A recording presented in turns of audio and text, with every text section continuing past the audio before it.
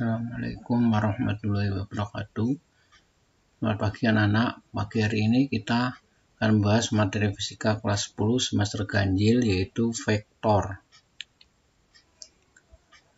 Kompetensi dasar yaitu menerapkan prinsip penjumlahan vektor sebidang. Besaran fisika itu ada dua, yaitu ada besaran vektor, ada besaran skalar. Besaran vektor yaitu besaran yang mempunyai besar atau nilai dan arah. Contoh, ini perpindahan, kecepatan, percepatan. Kemudian yang kedua, besaran skalar. Besaran skalar yaitu besaran yang hanya mempunyai besar atau nilai saja. Contoh, jarak, kelajuan, panjang, potensial listrik. Pada pertemuan kali ini yang kita bahas khusus vektor. Yang pertama, penjumlahan vektor. Penjumlahan vektor ada beberapa metode. Ada metode segitiga, ada metode jajaran genjang, ada metode poligon, ada metode analisis. Untuk metode analisis itu ada dua cara, yaitu memakai rumus kosinus dan menggunakan rumus sinus. Tapi nanti yang pada pertemuan kali ini kita bahas yang kosinus.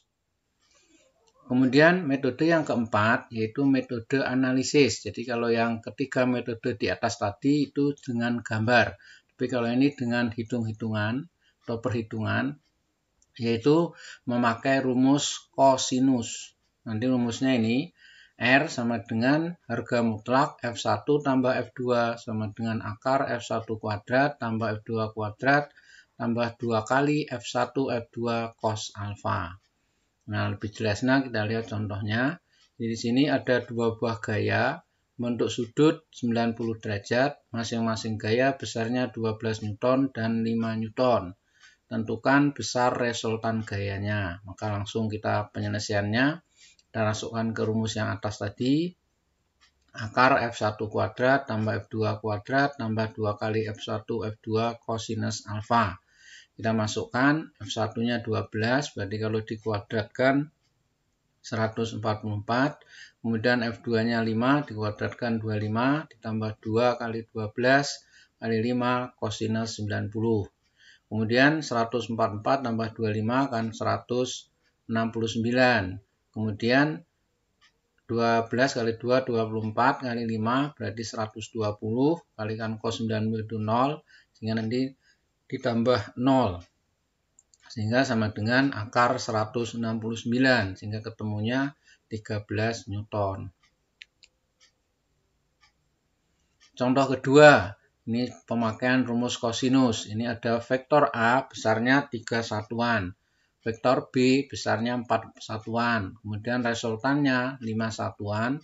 Tentukan besar sudut apitnya.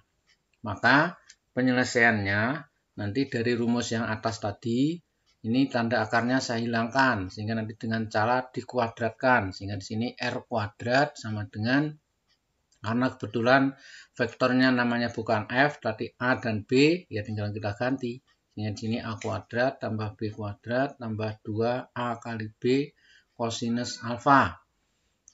Memasukkan R-nya tadi 5 dikuadratkan menjadi 25, A-nya 3 dikuadratkan 9, B-nya 4 dikuadratkan 16, 2 kali 3 6 kali 4 berarti 24 cos alfa.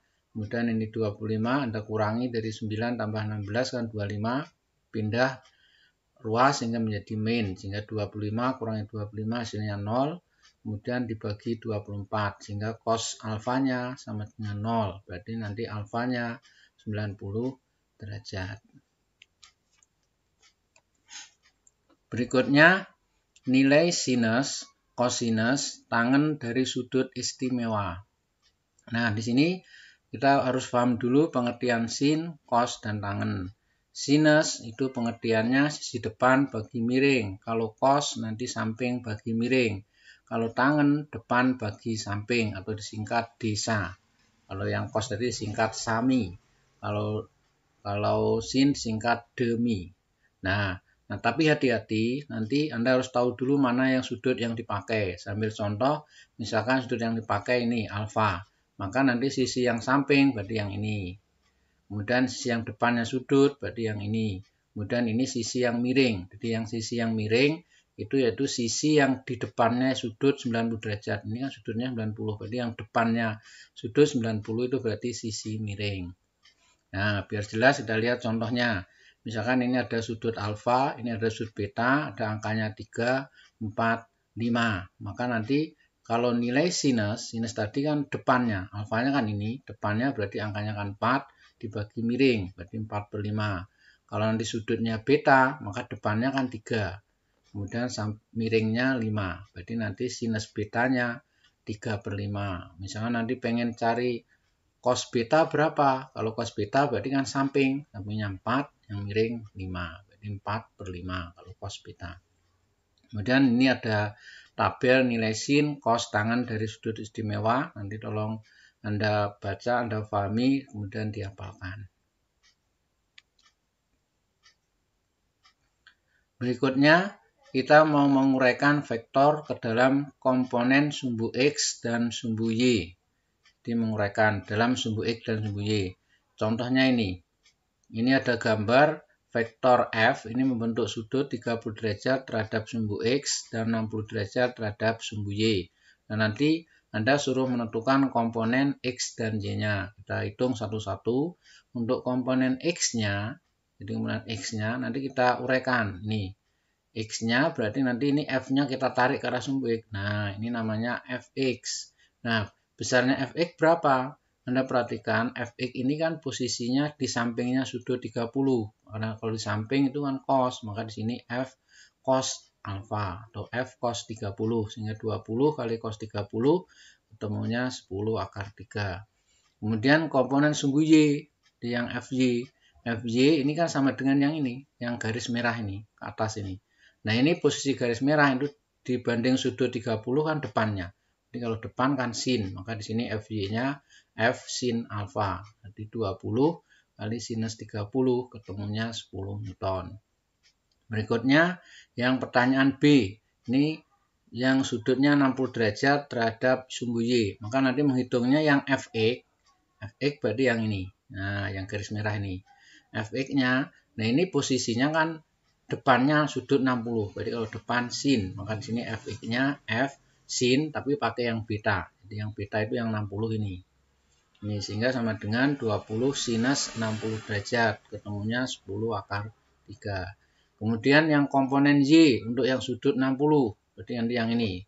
Sumbu Y-nya ini. Nah, ini dibanding sudut 60 derajat adakah samping. Berarti kalau samping cos, maka di sini Fy-nya F cos beta. Jadi di sini 20 kali setengah 10 Newton. Jadi hati-hati untuk menguraikan vektor ke sumbu X dan sumbu Y. Yang Anda perhatikan sudutnya yang dipakai yang mana, sudut labitnya. Berikutnya, resultan beberapa gaya pada sumbu X dan sumbu Y. Nah, di sini contohnya, tentukan resultan ketiga vektor gaya. Nah, di sini ada 3 vektor gaya. Nah, nanti untuk menghitungnya, rumusnya ini. Fr-nya akar dari sigma Fx kuadrat. Di sigma itu artinya jumlah gaya ke arah sumbu X. Kemudian Anda kuadratkan, ditambah jumlah gaya ke arah sumbu Y dikuadratkan. Nanti untuk mencari resultan gaya lebih dari 1, lebih dari 2. Ini caranya gimana? Ini kita uraikan kalau gaya yang tidak pas sumbu. Tapi kalau pas sumbu nggak usah diuraikan. Jadi contohnya ini F3 sama F2 ini kan pas sumbu. Jadi nggak perlu diuraikan. Nanti yang diuraikan yang ini. Yang F1. Jadi sini F1-nya kita tarik ke arah sumbu X menjadi F1X. Kemudian kita tarik ke arah sumbu Y menjadi F1Y.